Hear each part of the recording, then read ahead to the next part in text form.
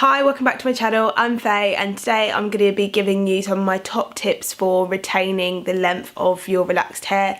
So there's a few different things that I do and that I think it's important to do if you do want to have your hair grow nice and long. Previously, as you might have seen in my relaxed hair journey video, I showed that at one point my hair was literally up to here, and this wasn't a style choice, it's just because my hair was continually breaking. So at that time my hair was growing just as fast as it does now. The texture was exactly the same, but there were a few things that I was doing wrong, which was meaning that the ends of my hair were getting damaged, and so then when I was going for trims I was having to get quite a lot of my hair cut off. And then eventually you'll notice, or it might have happened to you as well, that your hair just ends up getting shorter and shorter. So as well as taking care of your scalp, it's really important to take care of the ends of your hair so that when you do go for those trims to keep your hair nice and healthy, you're not having to get rid of so much of it. So my first tip for retaining length is not to use too much heat on your hair. So I tend to wash my hair every 2 weeks, and so this is how often that I'll go ahead and apply heat. I know some people like to wash their hair every week, and so then they might be applying heat every week. I really wouldn't recommend that. If you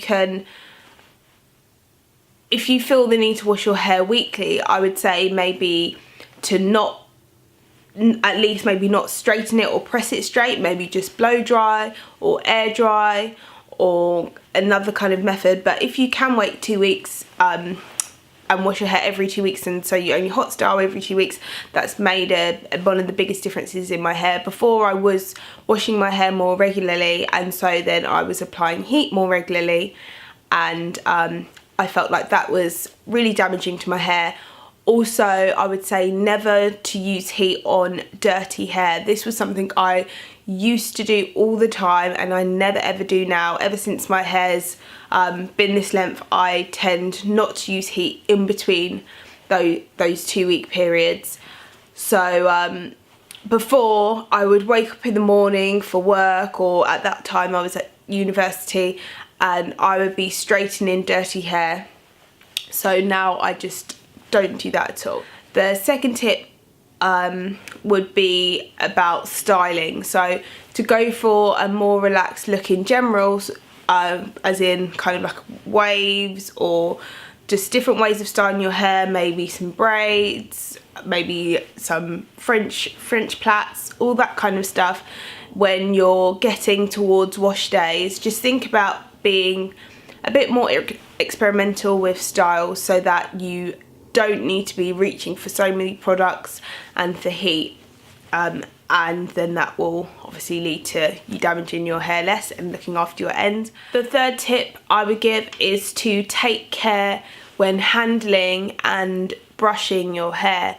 So to not vigorously brush through the ends or brush out tangles, and just to be careful with the ends of your hair. Also, say if you were to, there's certain styles that I find to be more damaging to my hair.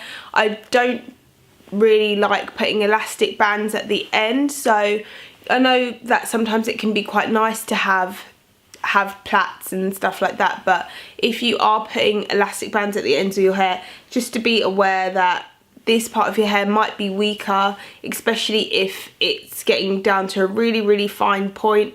So just maybe to band your hair slightly higher up and to leave those ends loose so they're not going to be damaged by the elastic.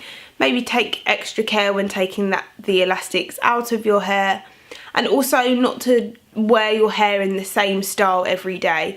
So if you have a low bun, sometimes have a high one, sometimes have bands at the end, sometimes don't. So just mix it up so that you're not continually putting pressure on your hair in the same places. So the fourth tip I would give is about relaxers. So with the ends of your hair, one thing that you might notice is if you're not leaving enough time between your relaxers, your hair might actually be being exposed to the relaxer more than once, so your relaxers are overlapping.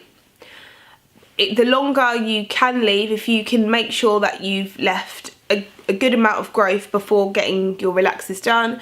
I tend to wait 10 weeks. At the moment, I'm actually 13 weeks post relaxer, but that's just because of timing and my hairstylist being busy and being on holiday, and then when she's free I've been at work, so just because of that I'm actually going to be getting my hair relaxed when it's 14 weeks.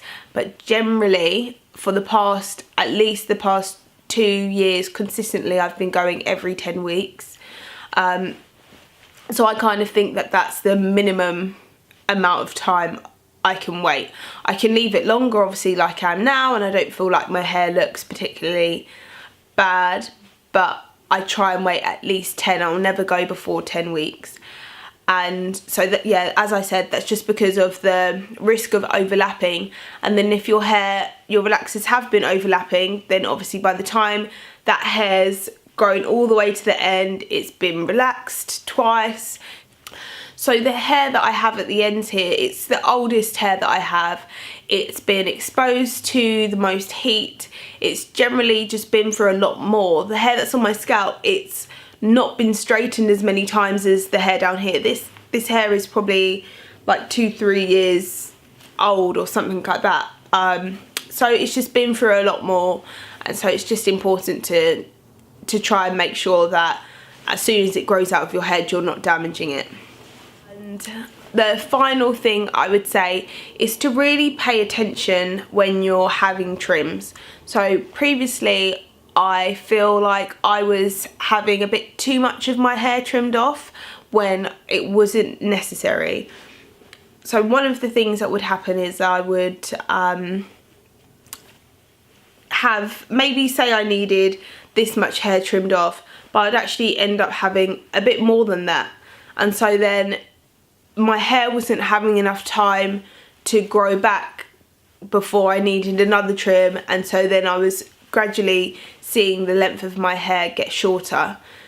But equally, you just have to be aware of how much damage there is on the ends of your hair. If it does need trimming, I tend to get my hair trimmed every other time I visit the salon, so every 20 weeks is how often I usually get a trim. Yeah, so my hair's looking a lot better than it was before. The underside of my hair is growing down to be the same length as the rest of my hair, and in general it's just looking a lot healthier and nicer than it was before. I'll go ahead and show you. My hair is below bra strap length.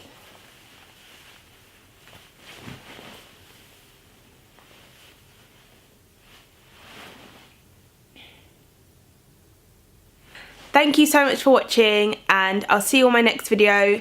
I'm going to try and get back into more of a routine. I know that I've been gone for a little while, but so thanks so much for sticking around on my channel and watching this video right the way through to the end. I'm going to try and do like maybe one chatty video and then one tutorial. So the next video will be a tutorial, so if there's something specific you want to see, please let me know. Kind of what hair tutorials you would like, and I'll see you on my next one. Bye.